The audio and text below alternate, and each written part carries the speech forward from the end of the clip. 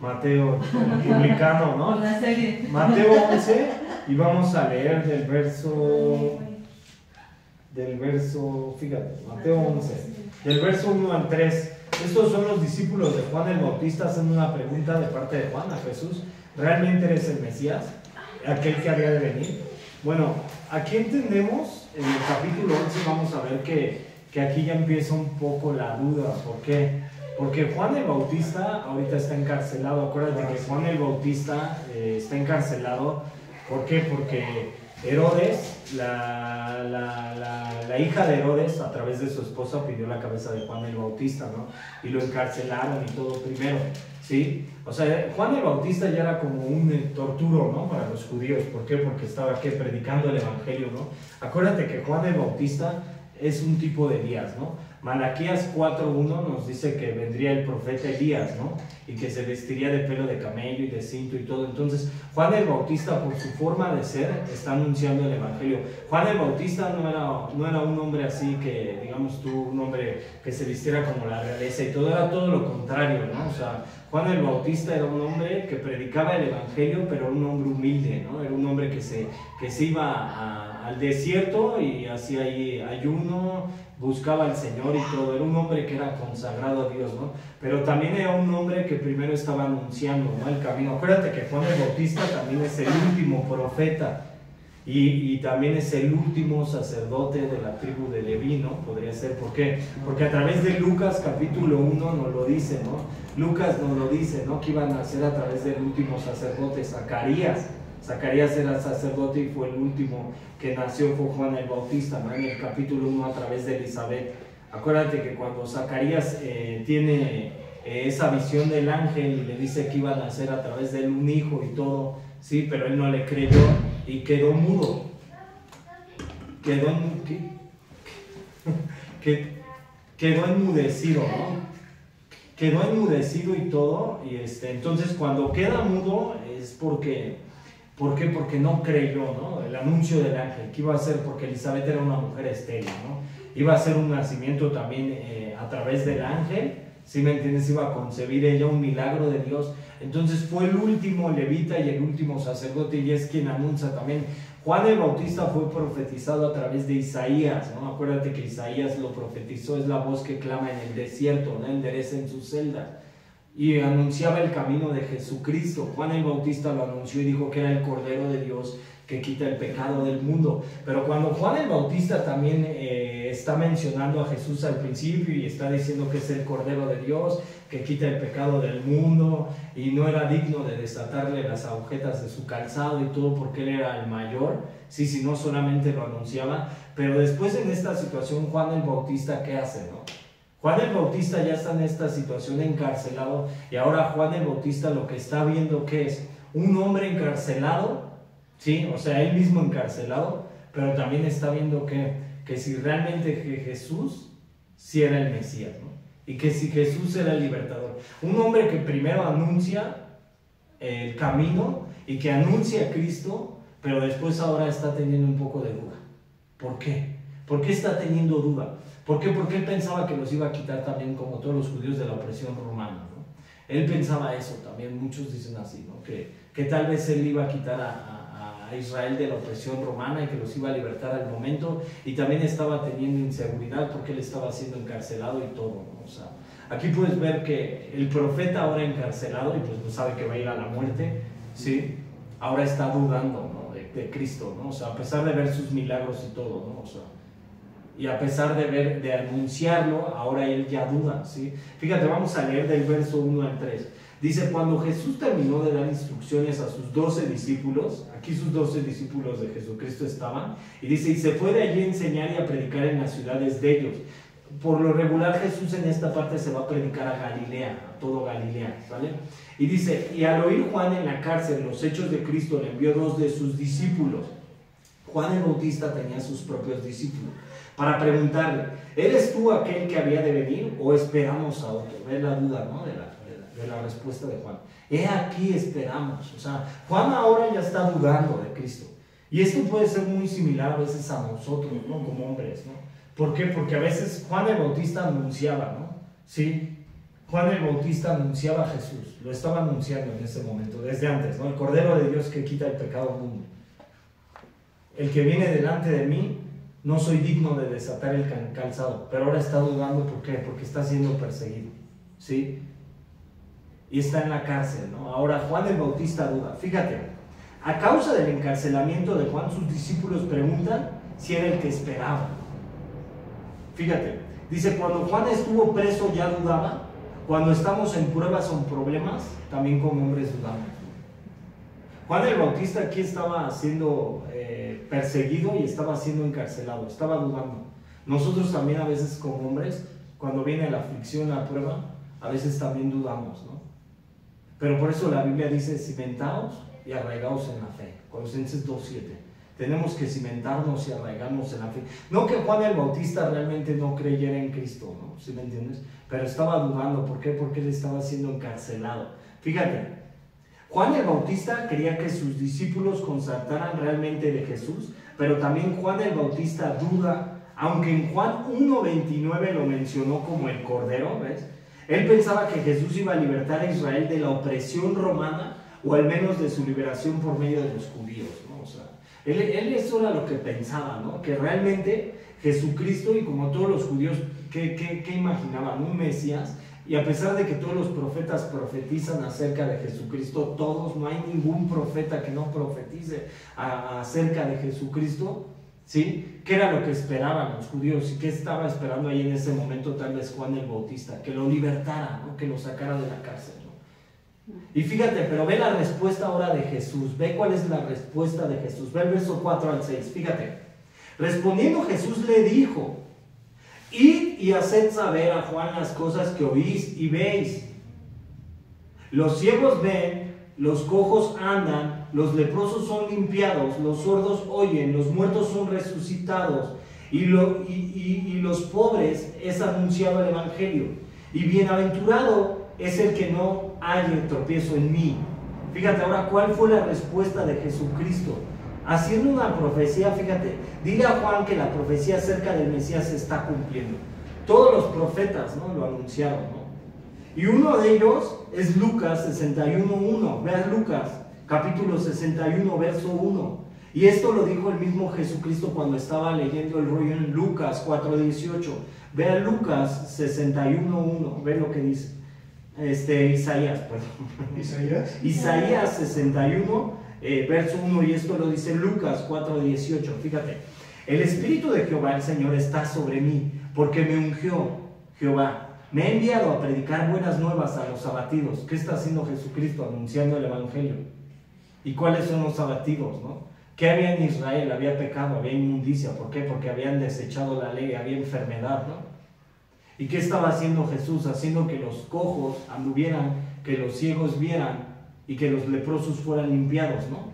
Y está haciendo esto, ¿no? Fíjate, esto lo está profetizando Isaías, que es cuánto tiempo antes, si tú puedes después buscar cuánto tiempo antes Isaías fue escrito antes de que viniera Jesucristo en carne, 600, 800 años antes de Cristo, alrededor, pero lo está anunciando Isaías. Fíjate, a vendar a los quebrantados de corazón, a publicar libertad a los cautivos y a los presos, apertura de la cárcel, a proclamar el año de buena voluntad de Jehová y el día de venganza del Dios nuestro, a consolar a todos los enlutados, a ordenar que los afligidos de Sión se les dé gloria en lugar de ceniza, óleo de gozo en lugar de luto, manto de alegría en lugar del espíritu angustiado, y serán llamados árboles de justicia y plantío de Jehová para gloria suya. ¿Qué era lo que anunciaba Cristo? Y Lucas 4:18 dice lo mismo. Él abre el rollo y ahora está anunciando lo que el profeta había dicho, pero es el mismo. Sí, o sea, ahora te das cuenta qué es lo que le responde Jesús a Juan el Bautista. Ve y dile ahora a tus discípulos quién soy yo y qué es lo que hago. Yo hago que los ciegos vean, que los cojos anden, que los leprosos sean limpiados. ¿Y qué anuncio? No, fíjate. Y que los muertos son resucitados y los pobres es anunciado el Evangelio. Pobres no se está refiriendo a pobres económicamente, sino a pobres de quién. ¿Qué fue lo que dijo en Mateo 5, ¿no?, en el sermón? Bienaventurados los pobres de espíritu, porque ellos recibirán ¿qué? El reino de Dios. Eso es lo que se está refiriendo, no pobres económicos. ¿Sí me entiendes? Aquí es lo que Jesús mismo está diciendo. Ahora ve y anuncia a Juan el Bautista y dile que yo realmente soy el Mesías y que estoy hablando de parte de Dios y que tú anunciaste anteriormente al Cristo que iba a venir como un cordero y que eras la voz que clamaba en el desierto y los mismos profetas me anunciaron. Fíjate. Ahora, ve lo que dice. Bueno, en Lucas 4:18 dice, porque me ungió Jehová. Esto identifica al orador como Mesías, porque Mesías significa ungido. Pasajes como 1 Samuel 2:10 se refieren al Mesías como su ungido. Fíjate, la palabra ungir significa frotar o rociar, aplicar un ungüento líquido aceitoso. Ahora dice, a predicar buenas nuevas a los abatidos. El Mesías anuncia que está aquí para sanar el daño que trae el pecado. El pecado ha hecho un gran daño, por lo que es necesario que haya una gran obra de redención. Es el Cordero de Dios, ¿no? ¿Te das cuenta? O sea, es el que vino a quitar el pecado. ¿Por qué? Porque Israel estaba viviendo mal delante de Dios en ese momento, ¿no? O sea, realmente Israel necesitaba la sanidad a través de ¿quién? Del Mesías. Ellos habían desechado la ley, ¿sí? O sea, Israel lo necesitaba a Jesús. Que Él hiciera sus sanidades, sus milagros, que limpiara, ¿no? Porque acuérdate que como un país donde se dio la ley mosaica, donde no había enfermedad, Deuteronomio 28, que te dice, o Levítico 26, que lo dijimos la otra vez, que habrá bendiciones sobre la obediencia, si habían escuchado la voz de Dios, y que no había enfermedad, no le iban a llegar lamento a Israel, endemoniados, no iba a haber muerte, o sea, eterna, ¿no? Se refería. Pero ¿qué está pasando con Israel? Israel está mal y necesita un libertador. ¿Y quién es ese libertador? Cristo. Aquí se está mencionando. ¿Sí me entiendes? Se está mencionando y le está diciendo Juan el Bautista, soy el Mesías. Ve y dile. ¿Sí?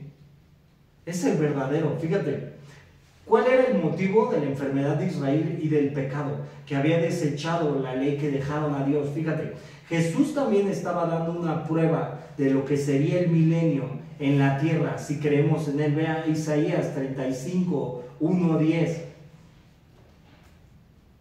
Isaías 35, 1-10. Fíjate, ve lo que dice el profeta Isaías. Fíjate, se alegrarán en el desierto y la soledad. El yermo se gozará y florecerá como la rosa, florecerá profusamente y también se alegrarán y cantarán con júbilo. La gloria del Líbano les será dada, la hermosura del Carmelo y de Sarón. Ellos verán la gloria de Jehová, la hermosura del Dios nuestro. Fortaleced las manos cansadas y afirmad las rodillas endebles.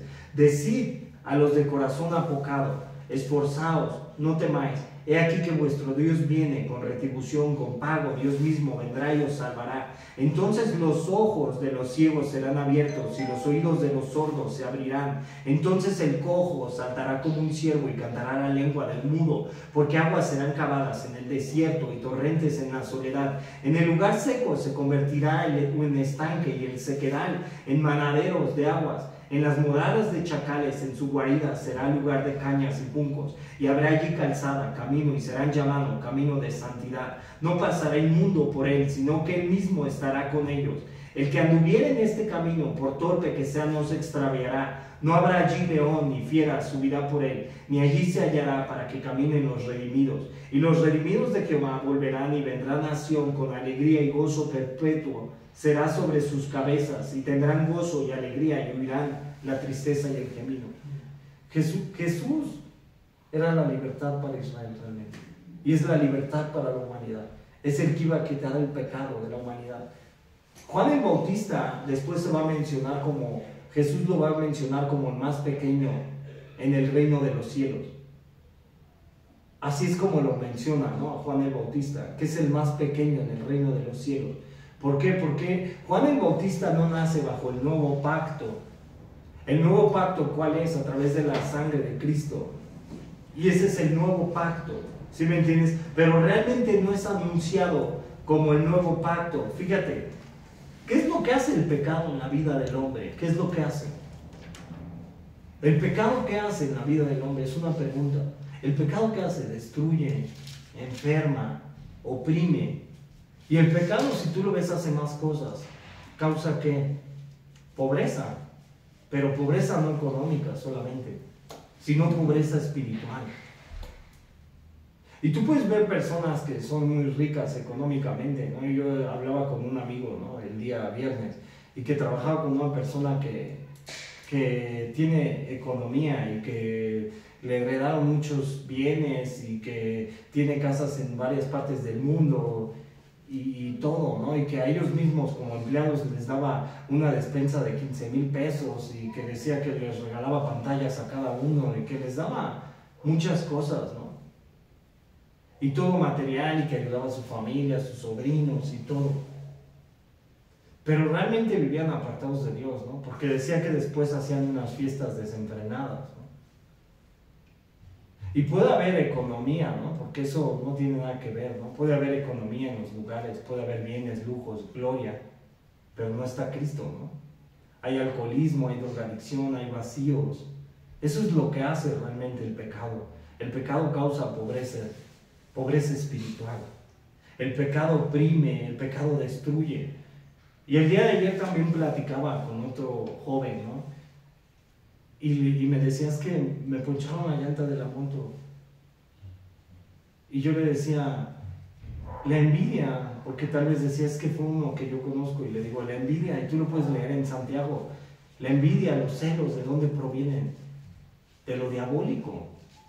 Los celos provienen del pecado. El malestar del mundo es a causa del pecado, el narcotráfico, el adulterio, la fornicación.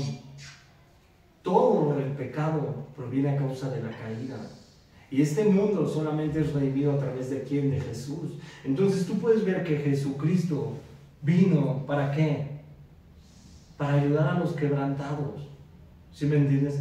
Para darle salvación a los hombres, para que los hombres no mueran eternamente, pero también darles vida en la tierra, en abundancia.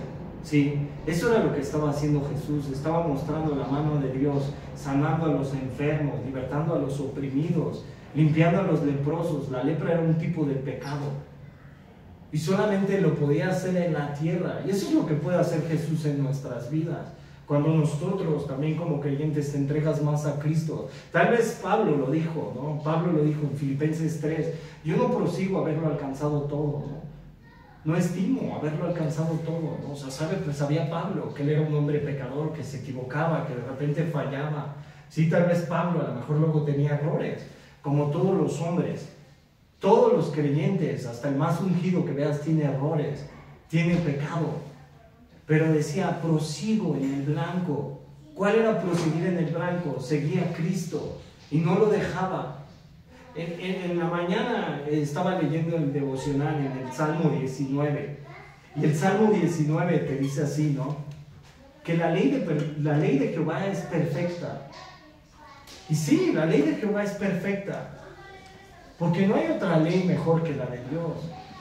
No hay un camino mejor que la de Dios. En la palabra de Dios podemos encontrar todo. La solución para nuestras vidas, la solución para nuestros problemas interpersonales, ¿sí? El cómo convivir en sociedad, el cómo amar al prójimo. Podemos ver hasta cosas, ¿sí me entiendes? Si tenemos temor, si tenemos miedo, lo que a Dios no le agrada, lo que a Dios le agrada que hagamos como hombres, cómo nos conduzcamos en la tierra.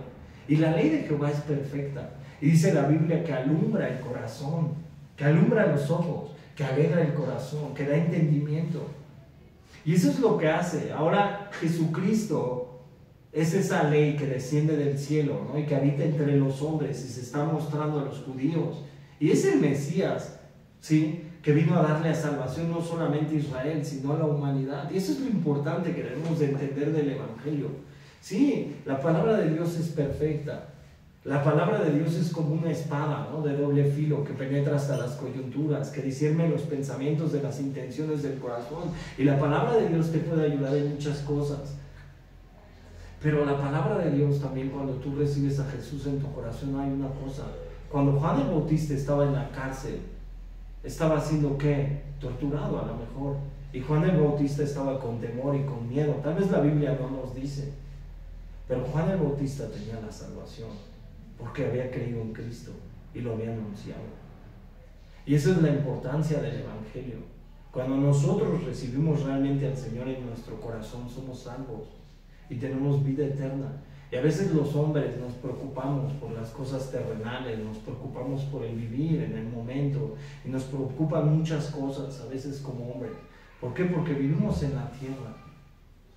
Pero a veces, ¿dónde debería de apuntar nuestro corazón, nuestra vista, nuestra mente? A Cristo. No a veces, siempre.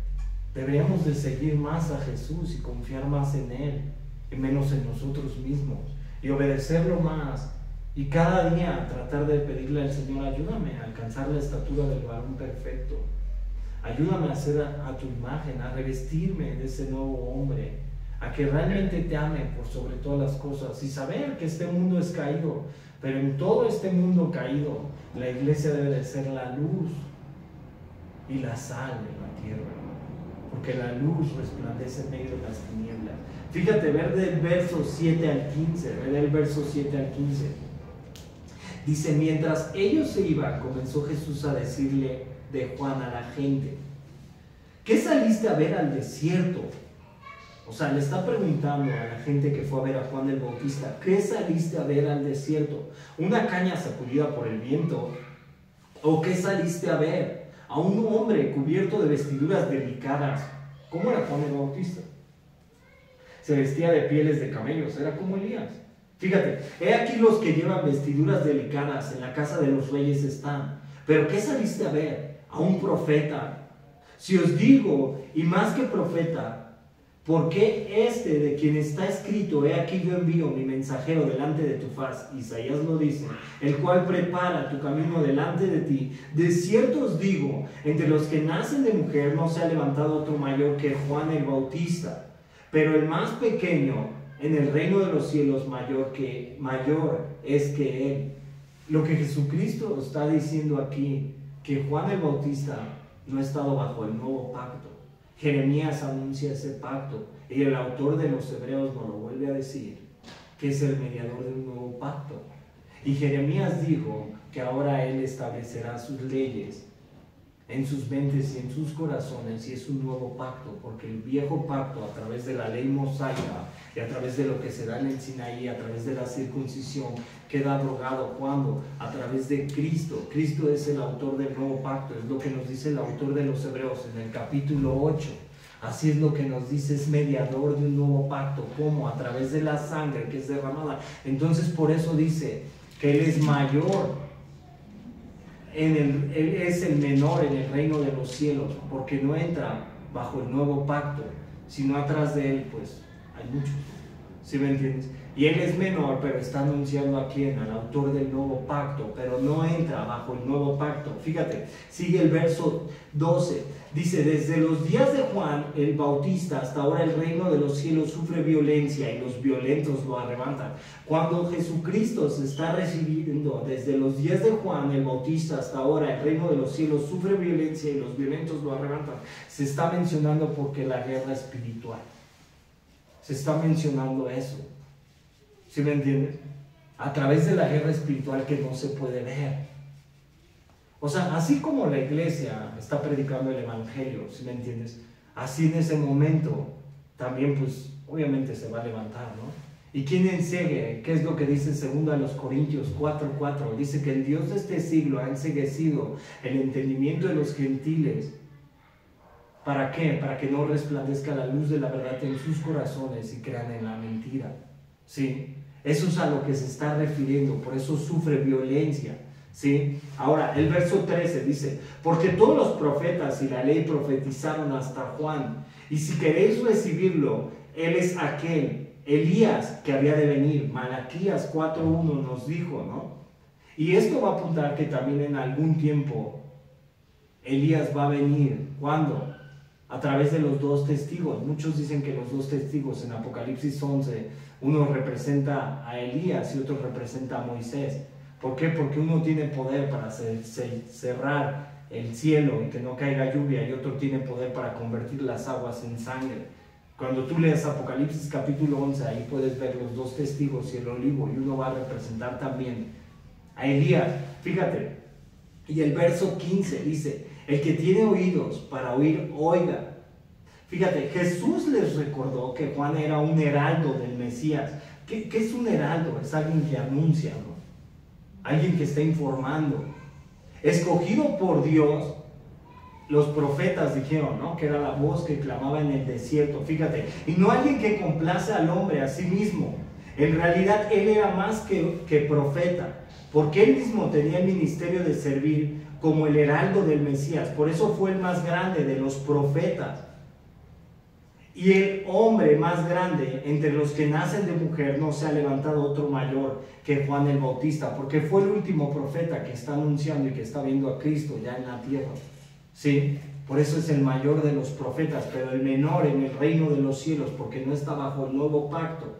Ahora, fíjate, Malaquías 3:1, fíjate, ve a Malaquías capítulo 3, verso 1, y cómo está anunciando Malaquías, fíjate, a Elías, fíjate.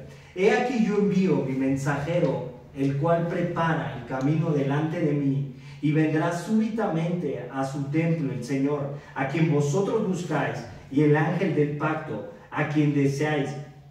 Vosotros, he aquí viene, ha dicho Jehová de los ejércitos. Es quien anuncia a los profetas, a Cristo, ¿sí me entiendes? Fíjate, ahora, Jesús da testimonio de Juan. ¿Por qué? Juan era estable, no se agitaba fácilmente como una caña. Por eso está diciendo de Juan el Bautista, ¿qué salieron a ver? Al desierto, una caña que se sacude, porque Juan era un hombre que no se agitaba, era un hombre estable. Aunque la forma de predicación de Juan era muy dura, ¿no? ¿Por qué? Porque la forma de predicación de Juan, ¿qué decía? ¿No? Generación de víboras, ¿no?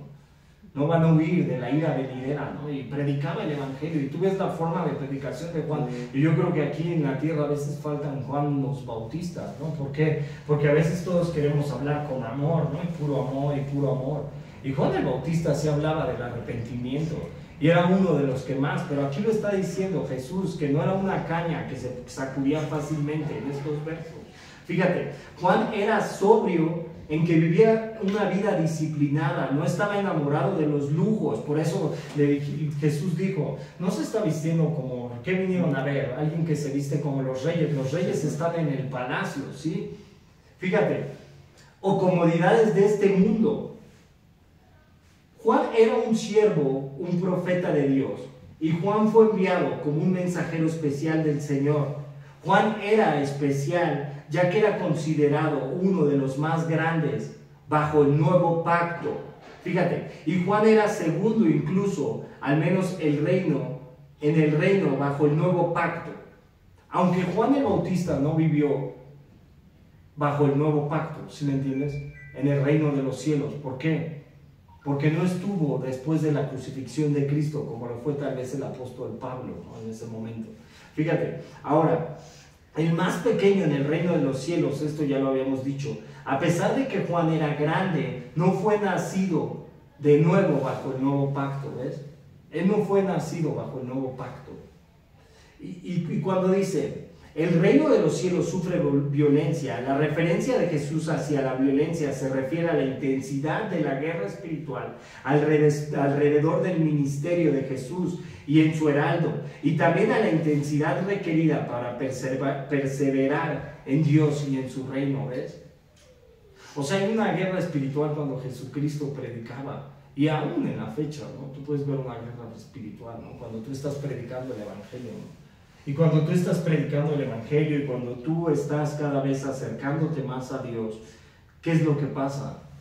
Hay más problemas, hay más pruebas, ¿no? Hay más situaciones difíciles a veces, ¿no? Cuando tú más predicas el evangelio, cuando tú estás tratando de dejar las cosas que a Dios no le agradan, sí hay, ¿no? Pero ¿qué? En ese tiempo también había. ¿Por qué? Porque los mismos fariseos se levantaban en contra de Jesús. Y también los mismos fariseos se levantaban en contra de Juan el Bautista en ese momento, ¿no? ¿Sí? Y se puede ver aquí entonces la guerra espiritual, fíjate. Porque todos los profetas y la ley profetizaron hasta Juan, todos los profetas. Isaías lo profetizó, Jeremías profetizó de Cristo, Malaquías, Ageo lo llama el deseado de todas las naciones, Oseas, Todos los profetas profetizan a Jesucristo. Todos los profetas, no hay ninguno. Fíjate, cuando dice, si queréis recibirlo, es aquel Elías que había de venir. Juan también pudo haber sido visto como Elías en un cumplimiento espiritual. Malaquías 4:5, vamos a Malaquías 4:5. Fíjate, he aquí yo os envío el profeta Elías antes que venga el día de Jehová grande y terrible. Antes que venga el juicio de Dios. ¿Y cuándo también lo va a hacer? Bueno, durante el juicio de Dios lo va a hacer con Apocalipsis 11, ¿no? Con los 2 testigos y el olivo, ¿sí? Y va a profetizar sobre eso. Fíjate, ahora dice, Juan no era realmente Elías, pero él servía en el mismo espíritu y poder que Elías. O sea, tiene una similitud entre Elías y Juan el Bautista cuando está predicando. Y así era Elías, también Elías se iba al desierto, ¿no? Y tú lo puedes ver en Primera los Reyes, ¿no? Por ejemplo, cuando Jezabel lo empieza a perseguir, ¿qué fue lo que hizo Elías? Se fue y se deprime al desierto. Y Elías se va al desierto y se va al arroyo de Querir, cuando las aves del cielo los alimentan y los cuervos, cuando ve a la viuda de Sarepta. Y Elías vivía en el desierto y era un hombre humilde, pero era un profeta de Dios. Cuando el pueblo de Israel estaba dividido a través de Acab y Jezabel y habían introducido el culto a Baal. Pero era una similitud entre Elías y Juan el Bautista. Entonces por eso el profeta Malaquías lo está mencionando así, ¿no? ¿Sí? Fíjate, ahora, ya que Juan era Elías en este sentido simbólico, Jesús añadió, si quieres recibirlo. O sea, Jesús, ¿qué fue lo que dijo al principio de todos estos versos? ¿Qué han venido a ver? ¿Qué han venido a ver ustedes? ¿Una caña sacudida? ¿Un hombre vestido con ropas reales? ¿O qué han venido a ver? O sea, los está reprendiendo. ¿Por qué? Porque realmente Juan el Bautista estaba anunciando el reino de Dios. Y se estaba mostrando, Jesús lo estaba mostrando como el mayor de todos los profetas, pero el más pequeño en el reino de los cielos. Y realmente Juan el Bautista anuncia a Jesucristo. Imagínate, si los judíos, ¿no?, a pesar de ver las obras de Jesús y a pesar de ver la obra de Juan el Bautista y todo, no creyeron, ¿qué podemos esperar nosotros a veces también como iglesia? A veces también dudamos, ¿no? A veces también decimos, ¿y será que realmente el Evangelio sea verdad? ¿Será que todo lo que está escrito se vaya a cumplir? Y a veces la carne también te hace dudar, ¿no? Porque la carne también te quiere llevar a otro lugar, ¿no? O sea, entonces por eso el apóstol Pablo nos dice que no seamos movidos por nuestros deseos, por nuestras concupiscencias, por lo que nosotros querramos. Que ya no andemos como los gentiles, ¿no? Que andan con una mente entenebrecida, ¿no? Una mente vana, que son movidos ¿por qué? Por sus propios deseos. Todo creyente debe de estar sujeto a Dios. Todo creyente, todo lo que él quiere, todo lo que él anhela debe de ser entregado a Dios. ¿Y qué fue lo que dijo Jesús en Mateo 10? El que pierda su vida a causa de mí la hallará. Y a veces perder la vida, ¿qué es? Dejar a veces lo que a nosotros nos agrada de nuestra carnota y seguir a Cristo. Y aún los judíos, ¿no?, vieron a Jesús y les decía sobre Juan el Bautista y les decía también, ¿no?, que ven lo que estoy haciendo, ven la obra. ¿Y qué hacían? No creían. Y a veces así nosotros también somos guiados, ¿no?, por nuestros propios deseos, por lo que queremos, por lo que nosotros anhelamos. Y no le pedimos al Señor, Señor, dame tu mente. ¿Cuál es la mente de Cristo? Y que haga su voluntad en nuestras vidas. Que Él crezca y que nosotros menguemos. Que nuestra confianza esté puesta en Él en todo. Que nuestra vida sea un altar para Dios, en todo, en la adoración, en lo que vivimos, en lo que hacemos. Que nuestra vida realmente esté consagrada en Él. Que Él esté en primer lugar antes que todas las cosas. Antes que todo, antes que lo que queramos, que nuestros anhelos. Ellos esperaban un libertador, un Mesías, un hombre poderoso, que los quitara de la opresión romana, ¿no? Y que hiciera grande Israel en ese momento. Pero realmente Jesucristo qué va a ser en el tiempo del milenio. Aquí lo leímos, Isaías 35. Dice que ya, que ande uno por un camino divagado, Dios lo hará volver al camino, ¿no? Y que los sordos escucharán y que ya no va a haber más dolor, lamento, pecado ni nada, ¿no? Eso es lo que realmente apunta el Evangelio. Y eso es lo que también nos dice el apóstol Pablo en Filipenses capítulo 3, ciudadanos del cielo. Porque Pablo en Filipenses 3 habla de dos primero, ¿no? Habla del hombre que vive para el vientre. Y el vientre se refiere ¿qué? A la glotonería, a los deseos carnales, a lo que ellos quieren. Y por eso Pablo también en una parte dice que ya no anden como en sus glotonerías. O sea, y no está refiriendo a la manera que comemos, ¿no? Porque, como dice mi hermano Oscar, ¿no? Se ve que tú comes bien. No está hablando de eso, ¿no? O sea, glotonería no se refiere a la forma como nos alimentamos, ¿no? Glotonería se refiere a que andamos en la carne. Y así lo menciona el apóstol Pablo, dos hombres, ¿no? Unos que viven para el vientre, ¿no? Y los otros que viven como ciudadanos del cielo. Y así es, Juan el Bautista anunciaba eso, ¿no? El reino de los cielos. Pablo lo anunciaba también después. Y así es como la iglesia debería de anunciar primero el reino de los cielos. Deberíamos de anunciarlo, ¿no? Fíjate, el verso 16 al 19 dice: ¿mas a qué compararé esta generación? Es semejante a los muchachos, ¿ves? Fíjate lo que va a decir aquí Jesús. Es semejante a los muchachos que se sientan en las plazas y dan voces a sus compañeros diciendo: os tocamos flauta y no bailaste, os endechamos y no lamentaste, porque vino Juan que ni comía ni bebía, y dicen: demonio tiene. O sea, los judíos lo recriminaban, ¿no? Y decían: no, usted está más loco que... Pero era Elías, ¿no? Y a Elías lo escuchaban. ¿Por qué? Porque los lleva al Carmelo y que les dice: a ver, ¿hasta cuándo van a claudicar entre dos pensamientos? Si Jehová es Dios, seguidle.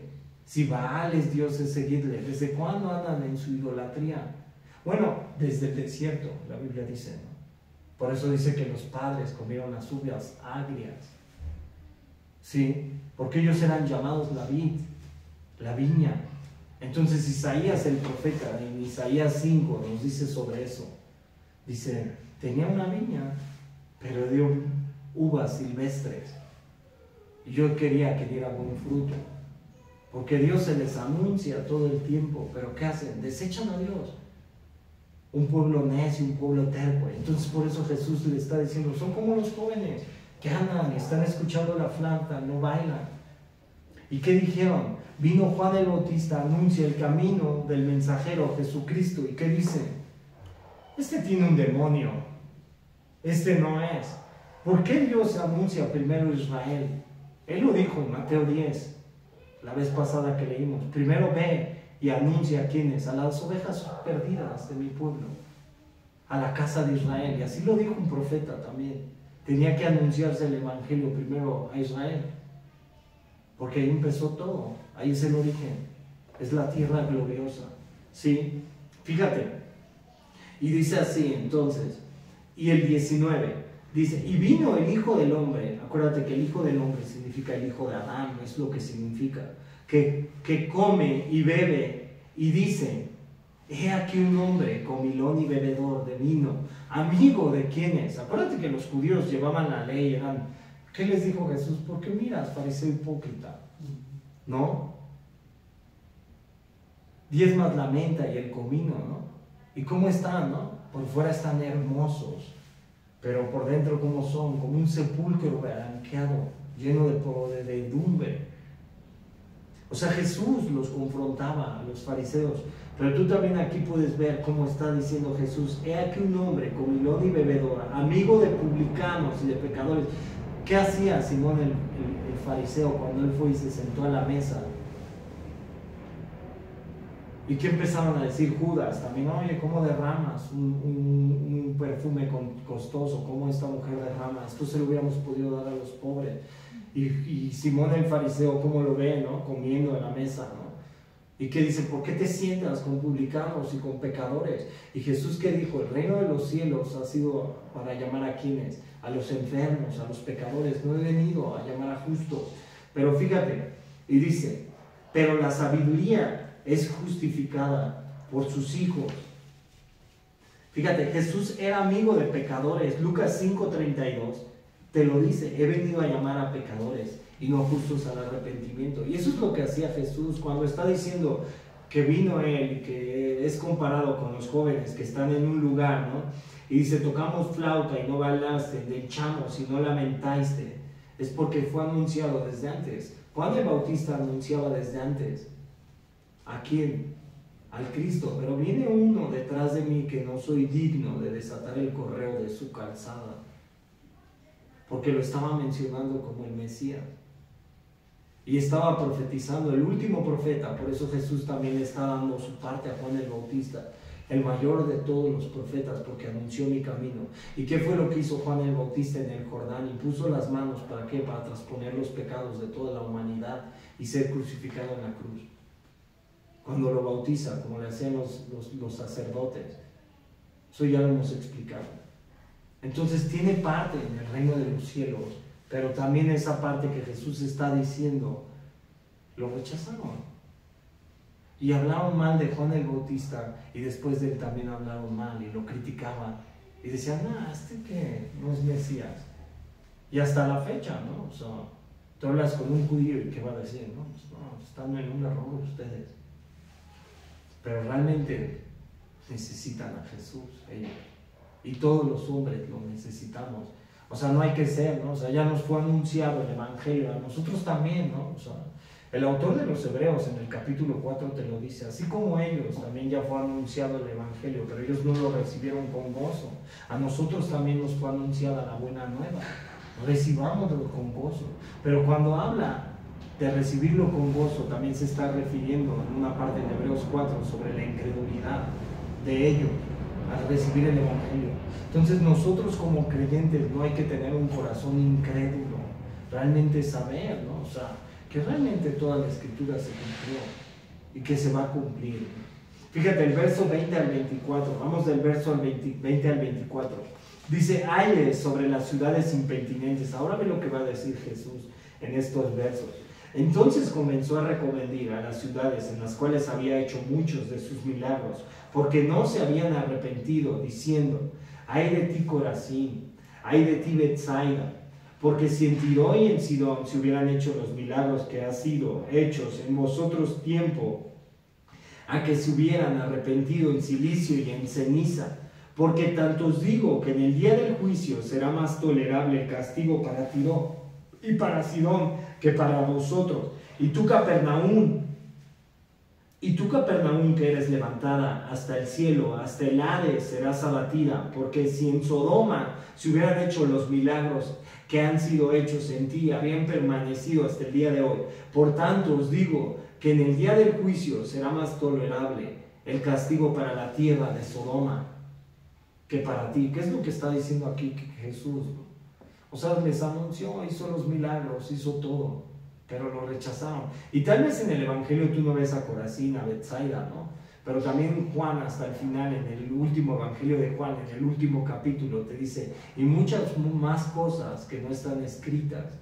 Y tal vez probablemente pudo haber sido eso. Fíjate, en el principio, luz más grande significa responsabilidad más grande. Esto es lo que significa.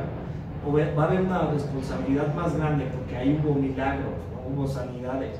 Fíjate, significa que el mundo occidental tiene una mayor redención de cuentas con Dios. El occidente ha tenido un acceso al Evangelio que ninguna otra sociedad ha tenido. Sin embargo, permanece en gran necesidad de arrepentimiento. O sea, así como en Corazín y en Betsaida fue anunciado, el Evangelio ha sido anunciado en todos lados. ¿Te das cuenta? Y en algún momento, ¿qué va a ser? El juicio de Dios va a ser más tolerable para Sodoma que el mundo. ¿Sí? Fíjate, ahora, dice, será más tolerable. Cuando Jesús dijo que será más tolerable para ciertas ciudades en el día del juicio, implicó que ciertamente hay diferentes grados de juicio. Algunos serán juzgados de una manera más severa que otros. Fíjate, y hay grados de felicidad en el paraíso y grados de tormento en el infierno. Unos de ellos lo puedes leer después. Mateo 12:41 y Mateo 23:13. Y también Pablo entendía muy bien este punto en Romanos 1:20. Vamos a Romanos 1:20, sí se lo vamos a leer. Romanos capítulo 1, verso 20, fíjate. Dice así: porque las cosas invisibles de su eterno poder y deidad se hacen claramente visibles desde la creación del mundo, siendo entendidas por medio de las cosas hechas, de modo que no tienen excusa. Y el verso 16 de Romanos, fíjate, el verso 16 dice: en el día en que Dios juzgará por Jesucristo los secretos de los hombres conforme a mi evangelio. O sea, desde la creación, ¿no? Se ve todo, ¿no? Que lo forma Dios. Y no tienen excusa, ¿no? Pero ¿cuándo va a ser juzgado toda la humanidad? En el día de Jesucristo. Fíjate. Ahora vamos a pasar a los siguientes versos.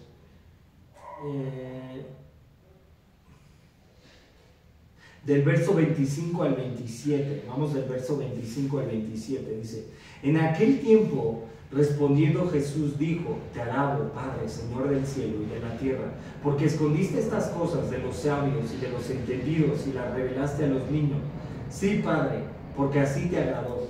Todas las cosas me fueron entregadas por mi Padre, y nadie conoce al Hijo sino al Padre, ni al Padre conoce a alguno sino al Hijo, y aquel a quien el Hijo lo quiere revelar. ¿Qué es lo que, fíjate, Jesús está diciendo así?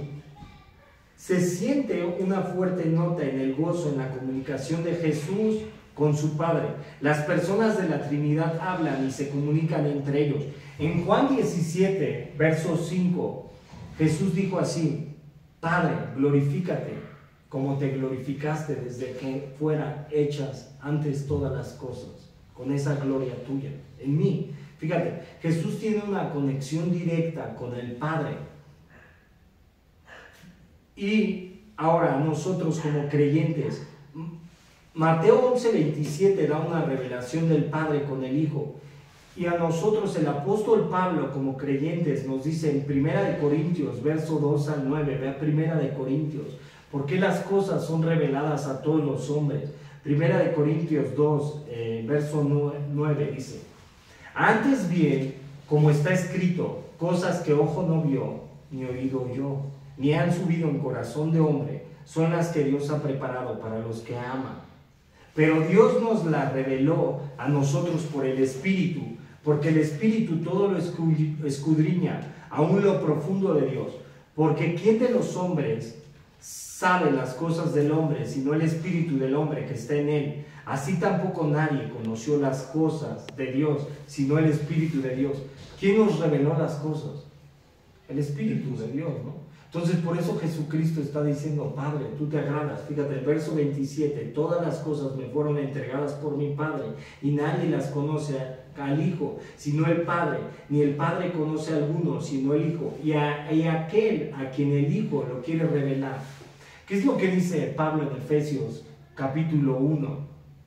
Verso 3, dice que fuimos escogidos, ¿no? Desde antes, desde la fundación del mundo, y fuimos adoptados. ¿Para qué? Para que fuésemos sin mancha. O sea, si Dios nos escogió, ¿quién nos revela las cosas del Evangelio? Pero Dios es un caballero, ¿no? Porque Dios te da libre albedrío. Aquí Jesús está diciendo en el último del verso, ¿no? Aquel a quien el Hijo lo quiera revelar. ¿Por qué? Entonces Pablo así empieza también la carta a los romanos. La carta a los romanos así también empieza, de que hay una revelación para todos los hombres a través del Evangelio, en el capítulo 1. Entonces, ¿quién te da la revelación del Evangelio? ¿Y quién te hace creer en la verdad? ¿Y quién te escogió? Pero Dios es un caballero. ¿Por qué? Porque Dios da el libre albedrío al hombre, y no te va a decir, o sea, realmente cree en Jesucristo como tu Salvador, y te dice: si quieres seguirme, sígueme. Si quieres ir en pos de mí, toma tu cruz, niégate a ti mismo y sígueme. Pero las cosas de Él son reveladas, ¿quién? A través del Espíritu. ¿Y quién las revela? El Hijo. ¿Sí?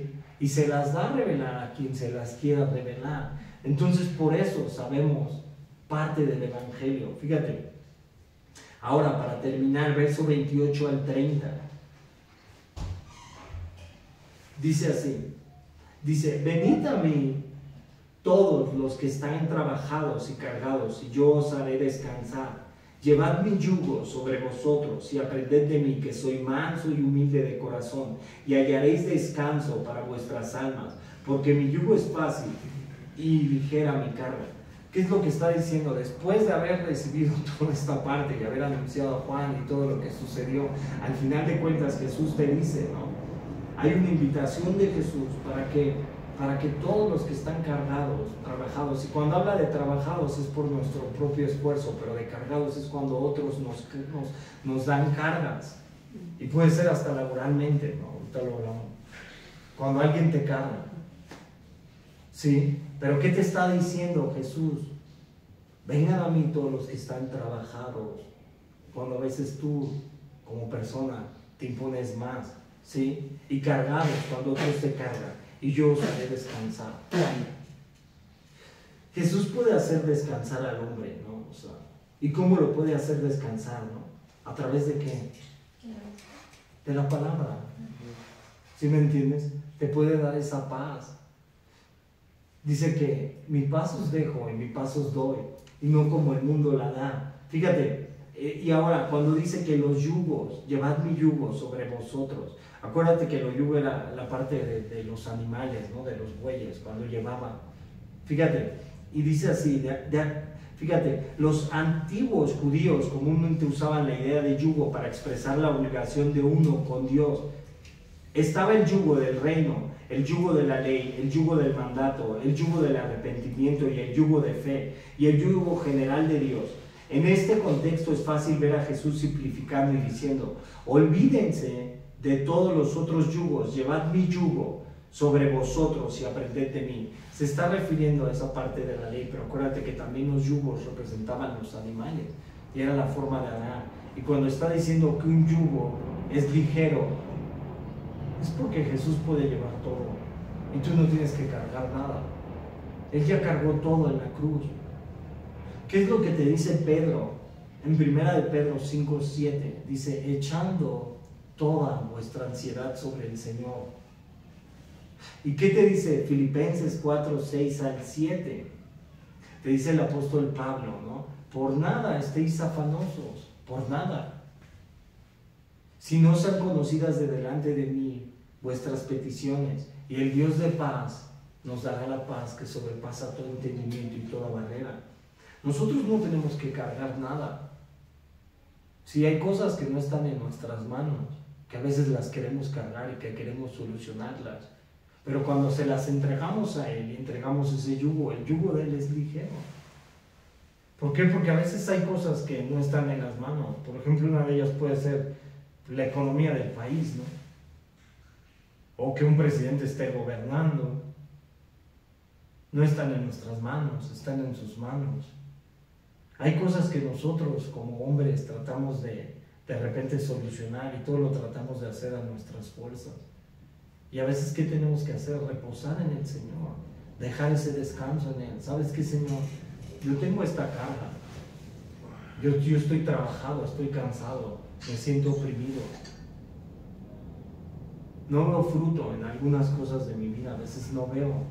Pero ¿qué haces? Reposas en Cristo y se lo entregas a Él.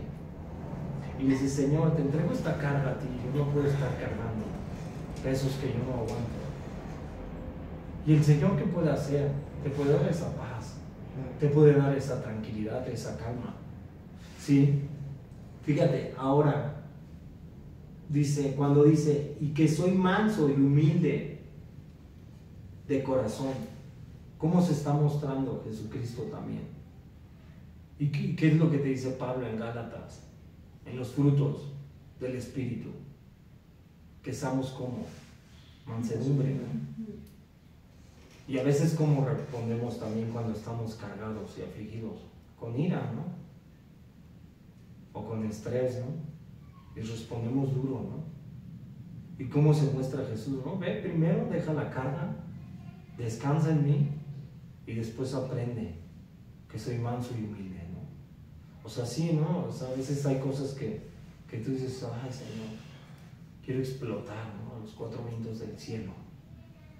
Pero ¿qué te está diciendo? ¿No? Aprendan de mí, que soy manso y humilde de corazón. Y a pesar de que a veces puede haber alguien que nos trate mal, ¿no? Porque puede haber situaciones, ¿no? Donde nos traten mal, ¿no? Y a veces no tengamos la culpa, porque me ha pasado. Porque la Biblia dice que el necio tuerce su camino y aún se irrita contra Dios, ¿no? Y a veces hay gente que le embarran y tú le dices, bueno, tal vez no lo pudiste ayudar al momento. Y después te ven y se enojan, y se hacen los indignados y no te hablan. Pero tú, ¿cómo debes de responder? ¿Con indignación, con enojo o con amor? ¿O humilde de corazón? ¿Cómo deberíamos de responder como creyentes? Cuesta, amor. Pero aquí te lo está diciendo él, ¿no? Soy manso y humilde. O respondemos también prepotentemente, ¿no? De repente. ¿No? Yo tengo la razón, tú estás equivocado. Y te callas. ¿Sí o no? Yo aquí mando, ¿no? Y yo soy el que soy. ¿Sí o no? ¿Verdad? Porque a veces así, ¿no? Podemos responder, ¿no? En dureza de corazón, ¿no? En vez de que podemos decir, ¿no? Pues, a ver, pues vamos a orar, ¿no? A ver qué pasa, ¿no? Y aunque te hagan 20 veces, Jesús, ¿qué dijo, no? Si tu hermano te pide una milla más, pues ven, ¿no? Y si te pide la capa, dale la túnica. Pero ¿qué decimos? No, la capa es mía, ¿no?